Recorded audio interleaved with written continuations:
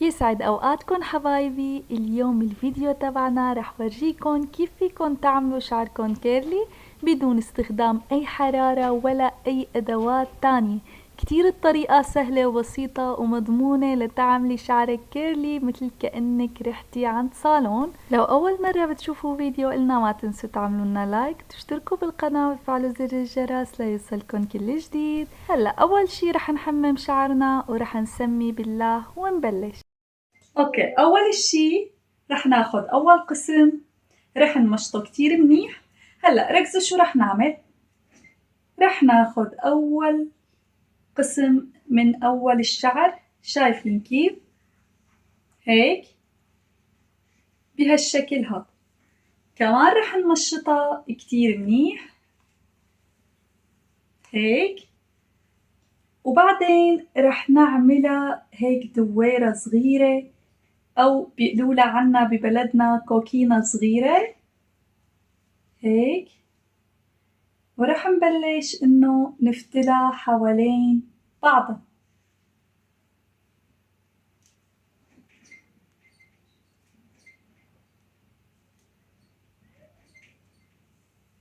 شايفين كيف؟ هيك بهالشكل هاد.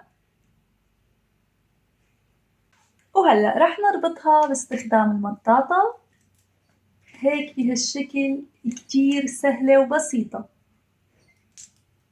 شايفين كيف؟ هلأ رح نرجع نعمل هيك وناخد خصلة تانية من الشعر. حاولوا على قد ما بدكن الكيرلي تكون رفيعة تكون سميكة، بتاخدوا خصلة الشعر. تمام؟ أنا رح آخدهم، حاولوا إنه كلهم يكونوا بنفس السماكة مشان يطلع الكيرلي متناسق. شايفين كيف؟ رح أرجع إني ورجيكم. رح نمسكها هيك ونبرمها بهالشكل هاد، ورح نبلش إنه نلفها هيك.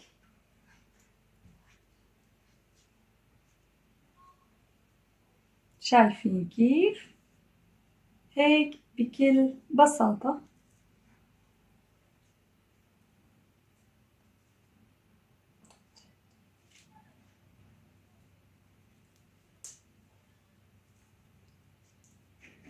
وكمان رح نربطها وهيك مثل ما لكم شايفين. عملنا الأولى والثانية ورح نكمل الشعر كله على نفس النمط. شايفين كيف؟ هي الأولى وهي الثانية ورح نكمل على نفس النمط.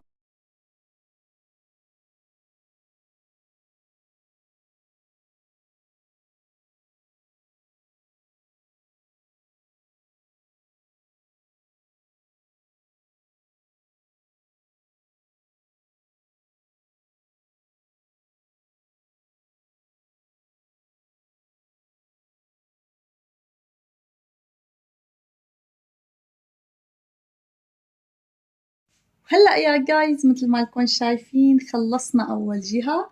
شوفوا كم وحدة عملنا هيك بهالشكل هذا. عملنا 5، رح نعمل 5 بكل جهة. شايفين كيف؟ كتير طريقتهم سهلة وبسيطة. هلأ يلي رح نعمله مشان نضمن إنه يثبتوا منيح وما يفلتوا، رح نجيب مطاطات صغار ورح نبلش إنه نربط كل وحدة بالتانية. شوفوا كيف؟ هيك بهالشكل.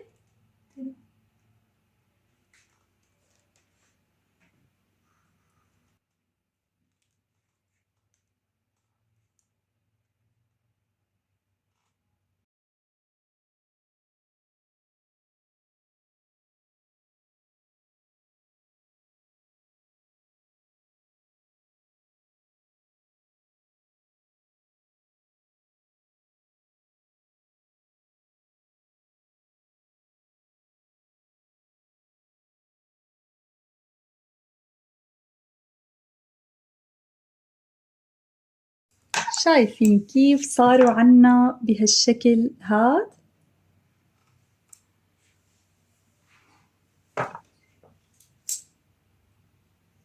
هلأ يلي رح نعمله رح نعمل القسم الثاني من الشعر بنفس الطريقة، وبعدين راح ورجيكن شو راح نساوي.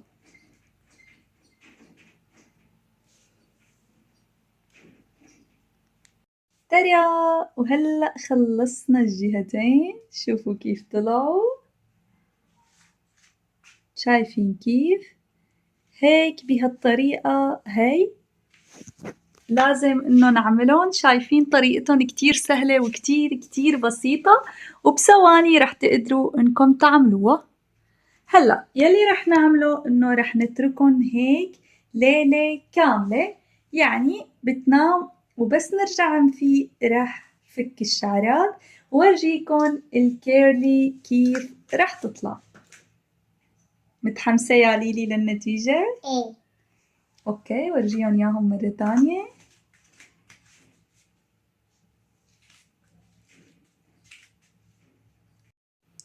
شايفين كيف؟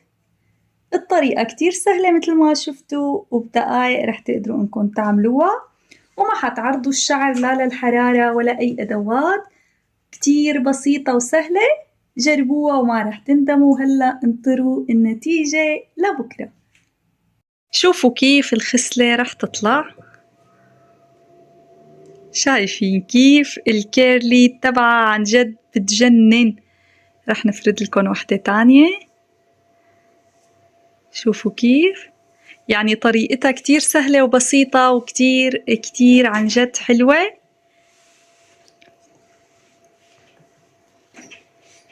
واو عن جد واو، شوفوا بلا أي حرارة وبلا استخدام أي أدوات أو أي شي على الراس، شوفوا ما شاء الله عن جد بتجنن، ما توقعت هيك النتيجة أبدا. شايفين كيف؟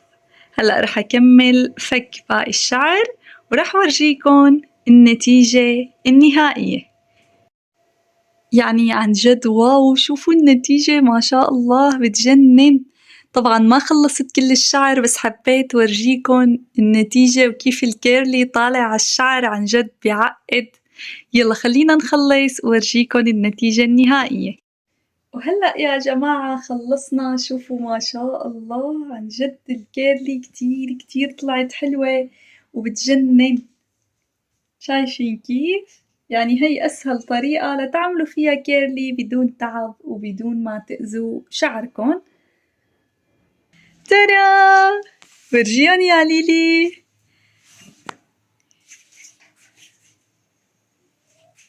واو عن جد كتير كتير حلو.